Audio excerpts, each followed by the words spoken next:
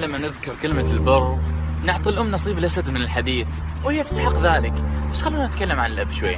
الأب يا جماعة وطن لا تسعه مساحة أرض ولا سماء. فالأب أول قدوة لابنه، وأول حبيب لابنته، وهو أول بطل لهما. الأب هو ذلك الشخص الذي تطلبه نجمتين فيعود حاملا السماء، وهو معطف أمان في ليالي العمر المتقلب. عندما يغضب عليك فهو يتمنى لك الأحسن، وعندما يقتصد عليك فاعلم بأنه يحرم نفسه، وعندما تراه قاسيا فاعلم بأنك لا تتبع نصيحته، وعندما ترفع صوتك عليه فاعلم بأنك قتلته. فقدان الأب هو إحساس لا يعرفه إلا من ذاق. في النهاية يا جماعة أنا آسف إذا أثرت مشاعر شخص والده توفى ويتابع هذا المقطع، ولكن اعتبرها كصافرة تفكير للدعاء لوالدك، وادعو له بالخير والرحمة. وسلام عليكم.